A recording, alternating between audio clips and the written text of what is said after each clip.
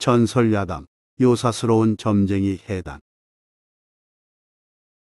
보름달이 뜬 날 밤, 한 여인이 당산나무 앞에서 두 손 모으고 소원을 빌더니 엽전 한 양을 나무에 던지고는 이내 자신의 집으로 돌아갔습니다.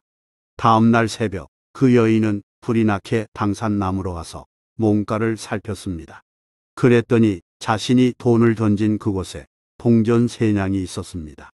여인은 그 돈을 바라보며 감탄했습니다. 정말이네. 점쟁이 말이 맞았어. 그날 오후 여인은 당산나무에서 조금 떨어진 곳에 있는 점집을 찾아갔습니다. 그곳에서 여인이 점쟁이에게 이렇게 말했습니다. 혹시나 하는 마음이 있어서 시키는 대로 했더니 정말 그렇게 됐어요. 그 말을 들은 점쟁이가 미소 지으며 말했습니다. 내가 뭐라고 했는가? 내게 신기가 있다고 말하지 않았나? 이제 모든 근심거리를 말해보게. 여인은 최근에 바람난 남편이 다른 여자를 거들떠보지 않게 해줄 수 있느냐고 물었습니다. 점쟁이가 어려운 일 아니라고 답하자 여인은 가진 돈 전부라면서 10냥을 내놓았습니다. 점쟁이는 부적을 하나 써주면서 방문 위에 붙여놓으면 조만간 효과를 발휘할 것이라며 주의사항을 말해줬습니다. 집에서 재물이 하나라도 사라지지 않아야 한다네. 여인은 알았다고 대답한 후 재빨리 집으로 돌아가서 방문 위에 그 부적을 붙였습니다. 그날 저녁에 귀가한 남편이 못 보던 부적을 발견하고 뭐냐고 묻자 여인은 집에 재물이 늘어나는 부적이라고 둘러댔습니다. 남편은 코웃음 치면서 그냥 내버려 두더니 아내 손을 잡아당기면서 오랜만에 뜨거운 사랑을 나누었습니다. 오늘따라 당신이 예뻐 보여서 그래. 여인은 남편의 손길을 반가워하면서 점쟁이의 부적이 매우 빨리 신통력을 발휘한다고 생각했습니다. 그런데 이튿날 아침 뒷곁으로 나간 여인은 깜짝 놀랐습니다. 전날 저녁에 남편과 사랑하느라 깜빡하고 미처 걷지 못했던 빨래 중 바지 하나가 사라졌기 때문입니다. 여인은 불안한 마음이 들었지만 바지는 재물이 아니라고 애써 스스로 위로했습니다. 그날 남편은 웬일인지 밖에 나가지 않고 집에 있었습니다. 여인은 다행이라고 여기며 그날 밤도 남편과의 육체적 사랑을 기대했습니다. 하지만 남편은 피곤하다면서 여인을 물리치고는 일찍 잠들었습니다. 그리고 다음 날 남편은 오후에 가볼 데가 있다면서 나가더니 술에 취한 채 밤에 들어와서 그대로 잠에 골아 떨어졌습니다. 이후 날마다 남편의 바깥 나들이가 그치지 않자 여인은 다시 점쟁이를 찾아가 하소연했습니다. 예전과 마찬가지네요. 점쟁이는 여인에게 부적을 붙인 후 남편과 육체 관계를 가지지 않았느냐고 물었고 여인은 그렇지만 단 하루만 효과가 있었다고 답했습니다. 이에 점쟁이는 분명히 재물 하나를 잃어버렸을 것이라면서 그로 인해 효과가 사라졌다고 말했습니다. 그러면 이제 어떻게 해야 하나요? 점쟁이는 복채를 10배로 내야 한다면서 이번이 마지막 부적이라고 강조했습니다. 여인은 내일 100냥을 가져오겠다면서 힘없이 점집을 나섰고 그때 나무 뒤에서 한 남자가 그 모습을 지켜보더니 여인이 시야에서 사라지자 점집으로 들어갔습니다. 사내가 미녀 점쟁이를 끌어안자 점쟁이는 웃으며 다리를 벌렸습니다. 놀랍게도 사내는 점집을 다녀간 여인의 남편이었습니다. 어찌 된 일일까요? 어느 정도 미모가 있는 점쟁이는 마을을 돌아다니며 남자를 물색한 다음 유혹해서 관계한 후 그와 작당해서 일을 꾸미는 수법에 능했습니다. 미녀 점쟁이는 한 마을에서 어느 정도 돈을 벌면 돌연히 잠적해 다른 마을로 가서 같은 짓을 벌였습니다. 이번에도 그랬습니다.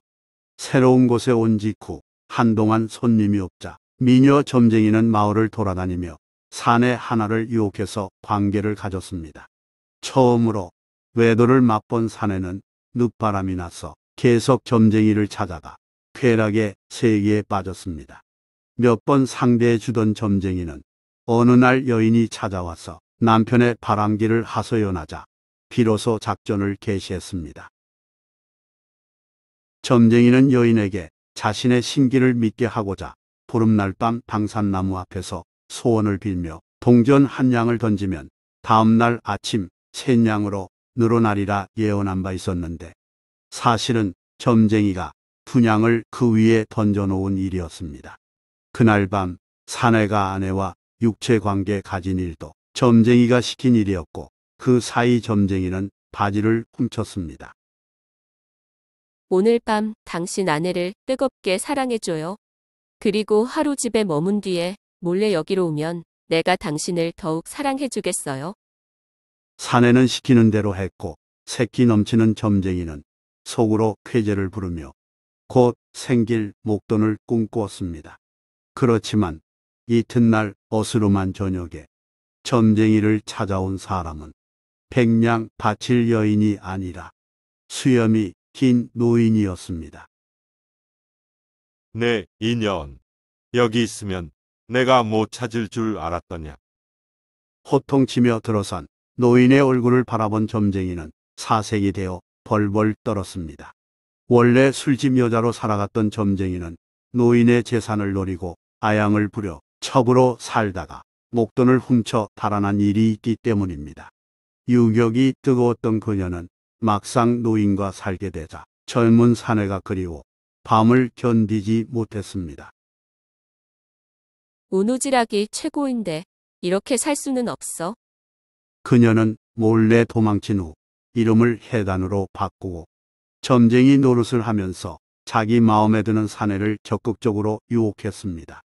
나름대로 미모가 있는지라 둘 중 하나는 걸려들었고 해단은 그 사내와 미래하여 마음껏 즐기다가 갑자기 바람난 사내의 아내에게 폭채를 뜯어내 다른 곳으로 뜨곤 했습니다. 그러나 분노한 노인이 사람을 풀어 도망친 첩을 추적하게 했습니다. 오척단신에 살짝 작은 그리고 말할 때 개슴츠레해지는 눈이 특징이었기에 크게 단서가 되어 마침내 꼬리가 붙잡혔습니다. 몇몇 마을에서 남편을 홀린 여녀에게 원한 품은 여인들이 추적자들로부터 인상차기를 듣고 일치한다며 행적을 알려줬습니다. 그 요망한 년이 이 마을에도 있었다오. 추적자들은 계속 동선을 따라가서 드디어 요사스러운 점쟁이 해단을 발견하자 급히 노인에게 알렸습니다.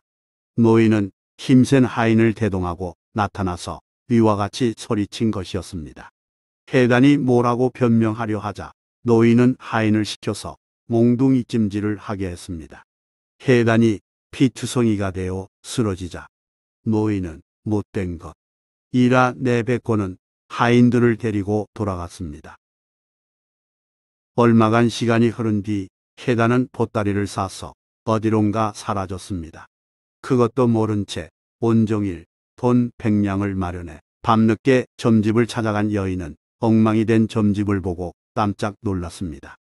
곳곳에 빗자국이 보였기에 무서움을 느낀 여인은 급히 집으로 돌아와 불안한 마음을 달래고자 남편에게 점집 이야기를 했습니다. 그곳에 뭔 일이 있었나 봐요. 뭐라고?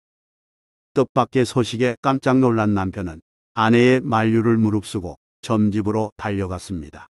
믿기지 않았기 때문이었는데 정말이었습니다. 난장판이 된 점집과 여기저기 핏자국을 보면서 남편은 정신이 바짝 들었습니다. 괜히 얽히면 목숨이 위험할 것 같은 느낌이 들었기 때문입니다. 하여 남편은 그날 이후 한눈 팔지 않고 아내에게 충실했다고 합니다. 좋아요 및 구독은 만물유래 전설야담 영상 제작에 큰 힘이 됩니다. 고맙습니다.